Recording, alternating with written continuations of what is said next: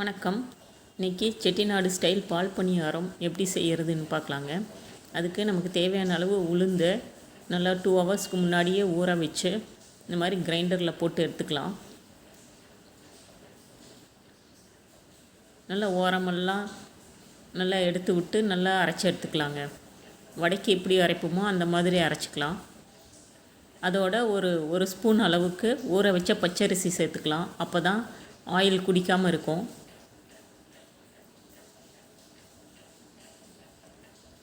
இந்த மாதிரி தண்ணி தெளித்து விட்டு அரைச்சிக்கலாங்க. இப்போது இதோட இதுக்கு தேவையான உப்பையும் சேர்த்து அரைச்சிக்கலாம். இப்போ மாவு ரெடி ஆயிடுச்சு. வேறு ஒரு பாத்திரத்தில் எடுத்து வச்சுக்கலாம்.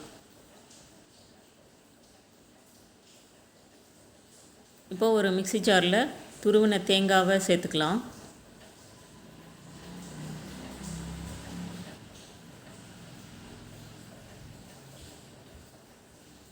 அதோட நம்ம நுணுக்கி வச்சுருக்கிற சுக்கு அதையும் சேர்த்துக்கலாம். அப்புறம் ஒரு பட்டை, 3 ஏலக்காய் இதெல்லாம் சேர்த்து மிக்சியில் அரைச்சி பால் எடுத்துக்கலாங்க. எடுத்த பால் இந்த மாதிரி ஒரு வடிகட்டி எடுத்து வச்சுக்கலாம்.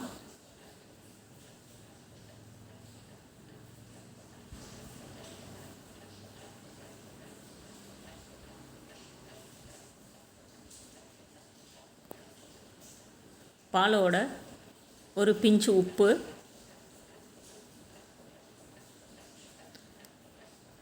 தேவையான அளவு சர்க்கரையை போட்டு மிக்ஸ் பண்ணிக்கலாம். நாட்டு சர்க்கரை கூட போட்டுக்கலாங்க, உங்கள் இஷ்டம்தான். இப்போ நம்ம எடுத்து வச்சுருக்கிற மாவை எண்ணெய் காஞ்சதும் சின்னதாக இந்த மாதிரி கிள்ளி போடலாம்.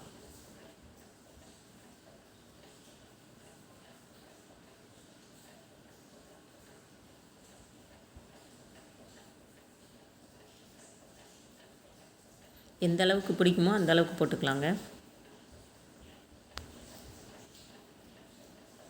இப்போ ஒரு 30 செகண்ட்ஸ் இப்படியே வேகட்டும். அதுக்கு முன்னாடி இந்த வீடியோ உங்களுக்கு பிடிச்சிருந்ததுன்னா லைக் பண்ணுங்கள், ஷேர் பண்ணுங்கள், சப்ஸ்கிரைப் பண்ணுங்கள்.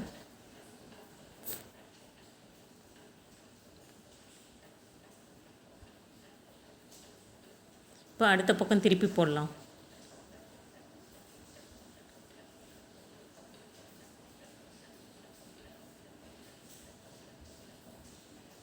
எல்லா பக்கமும் ஒரே மாதிரி வெந்து சலசலப்பு அடங்கினதுக்கப்புறம் வெளியே எடுக்கலாங்க.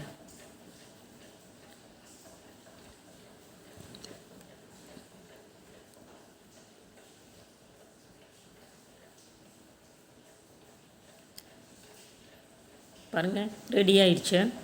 இந்த ஸ்டேஜில் நம்ம எண்ணெயை வடிச்சிட்டு வெளியே எடுத்து வச்சுக்கலாம்.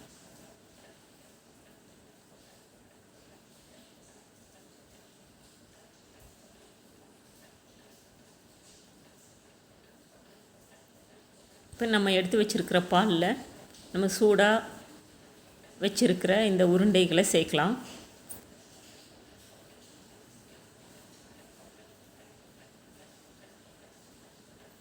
ஒரு நிமிஷம் ஊறட்டும். இப்படியே ஊறினதுக்கப்புறம் எடுத்து சாப்பிட்டா அப்படி சூப்பராக இருக்குங்க. நீங்களும் இதே மாதிரி செஞ்சு பாருங்கள். தேங்க்யூ.